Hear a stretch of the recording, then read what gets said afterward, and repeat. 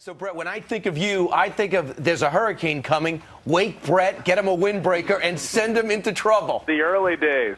The early days. That's right. And you survived. 14 hurricanes. I really put that blue slicker to use.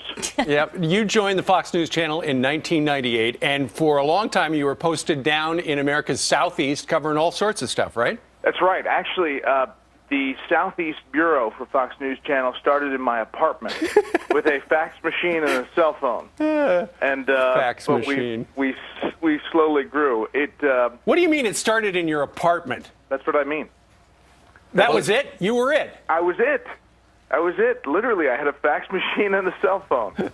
Wow. And that's where it started, down there, in the shadow of CNN. Right. No kidding. I bet you appreciate now sitting as the 6 p.m. East Coast time anchor of Special Report. Things have changed for you, right? I do. I think, I've bounced around the Southeast and South and Central America for a few years, traveling around and covering various stories, and they ran the gamut. I mean, I went to some mud wrestling, I think, in Alabama, and some lawnmower races. Right. I remember some big stories. But then, of course, we had the 14 hurricanes, Timothy McVeigh, the Elian Gonzalez case. I was posted outside Elian Gonzalez's home in Miami for a long time. Every time he went to the swing set, it was a Fox News alert. So it's been quite a ride. Yeah. But it's amazing, Bret, because I also tried to put expenses in for mud wrestling. I didn't get them covered. Did you? No, I didn't. Yeah, it's a shame. It is. Because it's journalism. And nothing's changed. And the thing is, Brian actually has a fax machine at his house, and he's trying to declare that the Massapequa Bureau for tax purposes. And now I have a precedent. It's not working out. It hasn't worked. Quick question about you. When did you say, well, I'm knee-deep in politics? I mean, your depth of knowledge in politics and the way you've handled that show, it seems like you've been doing it for 25 years, but you're only 19. Listen, I always aspired to file for Bret's show. And so I pitched as many political stories as I could throughout the Southeast. And then, fortunately, was tapped to cover the recount down in Tallahassee. Jim Angle and I, in the back of a Ryder truck, going from courtroom to courtroom, covering those developments in the recount. And really, that was the point in which I think Fox really took off. Killing Lincoln. I thought I knew everything about the Civil War. Bill, not even close. Well, am I supposed to be shocked by that kill meat or what? Well, I'm trying to, in a nice way, say how entertained I was. Oh, yeah, okay, that's good. No, listen, by this I have to say I didn't know. And I'm a history major, former history teacher, and I didn't know. Once we started to research this, it was almost every day I went, wow, that really happened? How come we weren't told that? So I'm glad you read the book, and I hope everybody checks it out this weekend. They'll like it. Yeah. All right. Let's talk a little bit about your history here at the Fox News Channel. Were you here on the very first day? I think I called in sick. But your show... I was there. I was at 6 o'clock, the O'Reilly Report. It was interesting because we didn't have very many what they call subscribers on cable. So we knew that it was going to take a little while. But for me, that was actually good because I was honing a concept that really hadn't been done before. That is, sharp opinion in prime time. That's right. And so I needed some time to hone the show. But the real indicator was email. We used to get between 25 and 50 emails a day. That's right. The first year. Now we get between 2,000 and 4,000 a day. So, when we were happy to get the 30 emails. I remember those days, Bill. And in the beginning, one of the other things is because nobody was watching, we knew nobody was watching, and it was kind of wild, and we could pull out all the stops, and we did some stuff that nobody else was doing, and ultimately that led us to the top of the heap. Yeah, but there were some problems. I had to teach my mother how to email. It was not easy. Hey, when did the phrase "the spin stops here" start?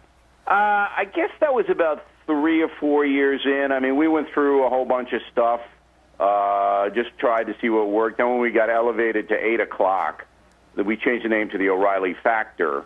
And then I started to do the no spin zone thing. And, it was just an evolution of trite phrases that we've come to know and love. Now, Bill, when you look back at your old tapes, do you look at them with the sound on and say to yourself, I was even brilliant then?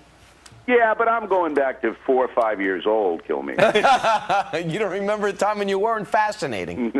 And I have a reputation of being cocky and all of this. Yeah. But I don't really do that. If you know me in my private life, I mean, I'm not a guy to go, oh, yeah, look at what I did. I do it for promotional reasons, and I do it to get people kind of riled up. And it works. It does work. I mean, when I said to Newsweek, they said, well, why don't you run for office? And I said quite rightly and truthfully, because I have more power doing what I'm doing here. I don't have to go through the legislation process. If there's something wrong, I can bring it to the attention of the people immediately. Right. So why would I want to do that? And then, of course, Barbara Walters took offense that why do you have so much power? On The View, and I had to go through that. a lot of people don't know That was a Bill great learned impression. under Travelina how to do the many voices. Yeah, it sounded a little like Julia Childs. Hey, Bill, can you have? I don't know. I don't want to get too personal, like if you're in your pajamas or anything. But can you see the TV screen right now and see the picture that we have up of you? Yes, look, I know you've been mocking me all. No, we're not mocking. No, what do you think of that? I'm aging like Johnny Carson. I'm just telling you right now. That's my goal. Johnny Carson and Sean Connery. That's the way I want to age. Yeah. Well, put it this way, his DVDs are worth a lot of money, so when you release your DVDs on the side, you'll make even more.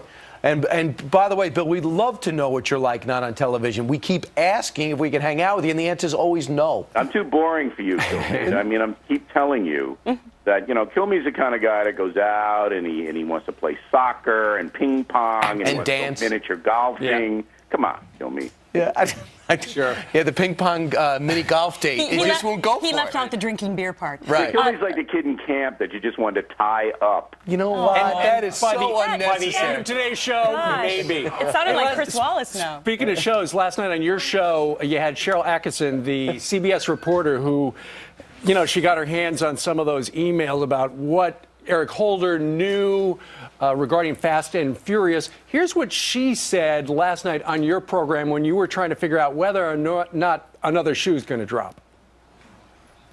Also, documents, we haven't even had time to report on all of them. There are very sensitive documents and allegations going around. Many of them we haven't reported yet because we need to get more confirmation of them. But what you see on the surface that we do report in our stories is really only a part of what may be going on, and we may be reporting in the future when we can get confirmation. What did you think of that interview with her last night? Well, a couple of things. I've known Cheryl for a long time, and she's really a good reporter. And I think CBS News is very nervous. And I have to say that with all due respect to CBS News. They broke the story that Holder did not tell the truth to Congressman Issa. Right. And that was good work. But they're nervous. CBS is nervous. You can tell. And why are they nervous? Because I think they have some stuff that's going to basically say the Attorney General of the United States did not tell the truth. And President Obama has a deep personal relationship with Mr. Holder. And he is, yesterday, said, I stand behind him and we think he said the truth. But according to CBS and what I can understand from them, they don't see it that way. So does it become a big story?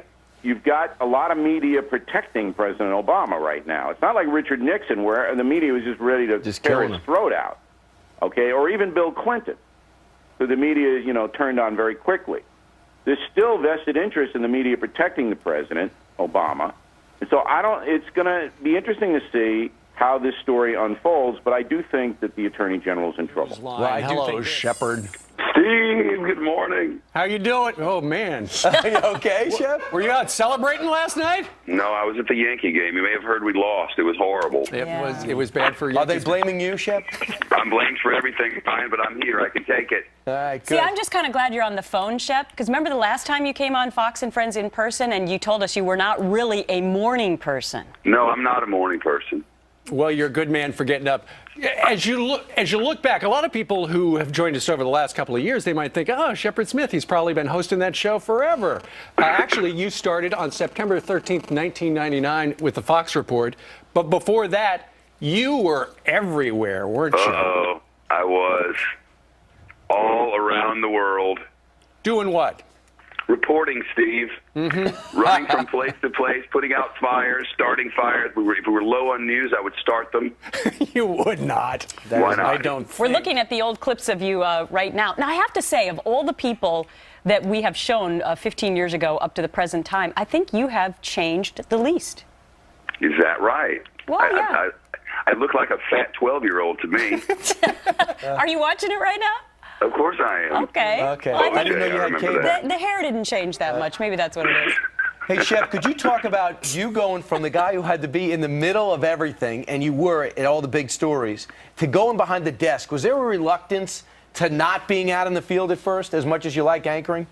There was for me. I had sort of lived off being where the story was, and learning to be sort of tied to those four walls and that desk was difficult. But I figured out you can report from there, too. I started doing that before you had computers at your desk, and now we can communicate with our correspondents and folks all over the world in a millisecond. So I'm loving every minute of this. I can't believe it's been 15 years. I know it. And congratulations, your show in the top 5 shows in all of cable news for a number of years now.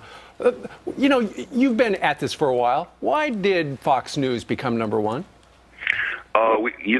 I think we weren't afraid to show that we're excited about it. I think a lot of stations make it artificially boring, pretend that they're bored with it, stand in sort of an on-high way and give the news to the subjects, where we really don't take ourselves that seriously. I think we wanted a vibrant screen, and we wanted young, enthusiastic, energetic people who weren't afraid to work from behind and hated to lose. And it's worked out perfectly. I've loved every minute of it. Yeah. It's been great. Well, and we all remember, of course, you still do get out from behind the desk. Specifically, I'm thinking of your hurricane coverage during Katrina, which was award-winning. Greta Van Susteren, 3 names, 1 person, host of On the Record. Greta, have you gone to sleep yet? I've been up all night just waiting for this very important moment, the 15 years. And, I'm the new person in primetime at Fox. I've been here almost 10 years, not 15.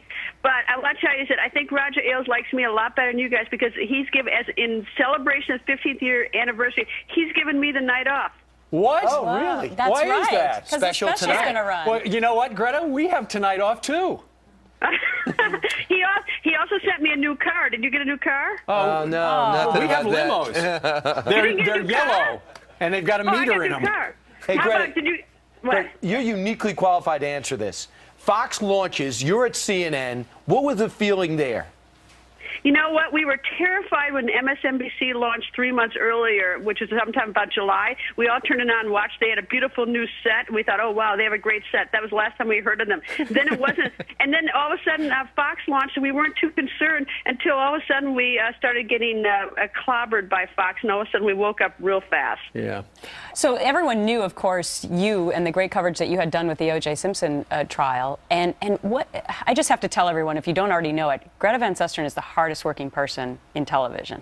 I mean, you are on the road, you are putting together a show every night, and then they turn on the TV the next night and you're in North Korea. Right. I mean, what is it about you that keeps you going every single day? Bonus miles. You know what? But it's fun. I mean, we have a great time working and I know everyone's out there is going to think I'm just saying this because I'm at Fox, working at Fox, but celebrating 15 years.